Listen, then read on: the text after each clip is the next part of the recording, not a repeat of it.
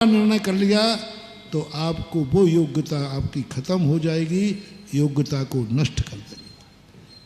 तीसरा मैंने कब की बात कही थी, काल। जब दिन में खा सकते हैं तो रात में क्यों? जो कार्य हम मंदिर के बाहर कर सकते हैं वो मंदिर में क्यों? महिलाओं, मंदिर के बाहर भी आप संसार की चर्चाएं कर सकती हो कि नहीं? तो फिर मंदिर में क्यों? मंदिर के समय क्यों? वही समय क्यों? जो कार्य जिस समय करना है उस कार्य को अन्य समय में करने से निधत्त निकाचित कर्म का बंध हो। लोग पूछते हैं कि निधत्त निकाचित कर्मों का बंध किससे होता है? जो कार्य जिस समय, जैसे मैंने उदाहरण दिया, दिन में भोजन करते हो रात में करोगे, निधत्त निकाचित कर्म का बंध होगा।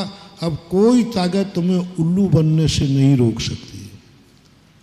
रात में खाने वाले को नहीं कह रहा हूं मैं, किसको कह रहा हूं? जो दिन में खा सकता था फिर भी उसका तो पक्का ही रजिस्ट्रेशन हो गया। सर्वज्ञ की वाणी समझना, कोई नहीं रोक सकता, उसे उल्लू बनना ही पड़ेगा, क्योंकि वो दिन में खा सकता फिर भी रात में खा रहा है। काल का इतना बड़ा प्रभाव है। कहां करना? वही कार्य इस स्थान पर करने योग्य, इस पर नहीं करने योग्य। करने का त्याग नहीं करा रहा हूं। करते समय तुरंत सोचो, क्या यह क्षेत्र इस कार्य के लिए उपयुक्त है? जैसे हमने कहा, मंदिर में संसार की बातें त्याग नहीं करा रहा हूं, खूब चर्चा करो, लेकिन कहाँ करना?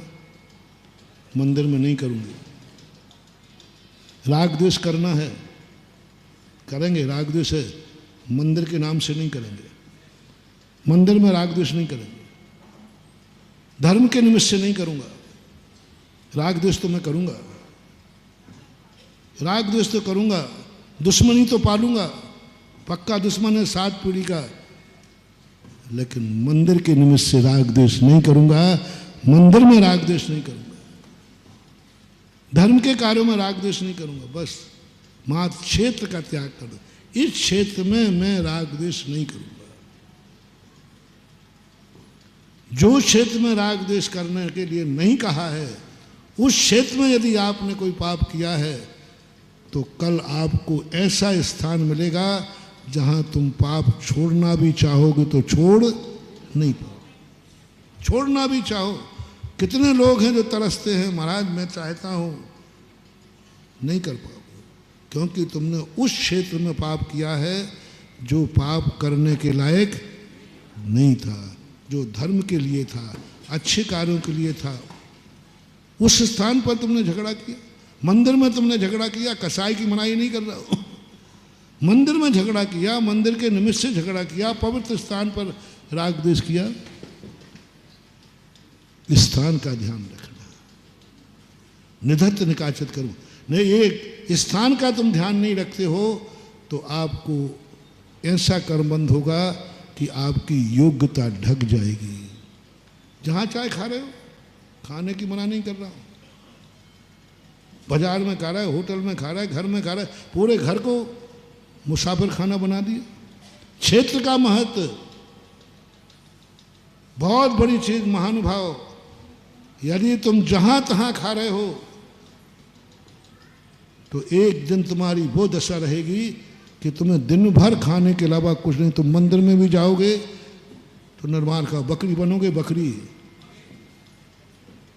जहां चाय खाओ, जो चाय खाओ, जब चाय खाओ, जैसा चाय खाओ, नहीं, घर में खाने का स्थान अलग करो। जूते चप्पल सब स्थानों पे पूरे घर में भेज दिए, रसोई घर में भेज दिए, बेडरूम में पूरा भेज दिया। तुम्हारी जिंदगी में ऐसा आएगा समय कि तुम्हें रोटी मिलेगी तो टूटे हुए जूते पहन करके बेचकर कमाओगे। पूरे घर में जूते फेंक दिए। जूतों का स्थान निश्चित है। वास्तु ने कहा है, कितना भी पवित्र घर हो, कितना भी शुद्ध घर हो, कितना भी वास्तु ठीक हो, यदि पूरे घरों में जूते घूमते हैं तो उस घर के कभी भी वास्तु शुद्ध नहीं हो सकता। वो घर कभी भी कितना भी सिद्धि हो जाए उसमें सदा अशांति बनी रहेगी, क्योंकि उस घर में जूते चप्पल पूरे, रसोई घर में जूते चप्पल पहनकर भोजन बनता है, वो कभी तुम जब भी खाओगे, शुद्ध भोजन खाओगे तो भी तुम्हारे परिणाम नीच ही होंगे, क्योंकि ये भोजन जूते चप्पल पहनकर बनाया गया है, तुम्हारे परिणाम नीच होंगे। जूते चप्पल का स्थान निश्चित है, शास्त्रों में लिखा है, वास्तु में कहाँ रखना चाहिए वहीं जूते चप्पल होना चाहिए। नहाना कहाँ चाहिए वहीं होना चाहिए। शौच का स्थान का, वास्तु एक इतनी अच्छी व्यवस्था महानुभाव, वास्तु पर मैं दीवाना क्यों हूँ? मैं भी क्रियाकांड को नहीं मानता, लेकिन वास्तु हमें निधत्त निकाचित कर्मों के बंध से बचाती है।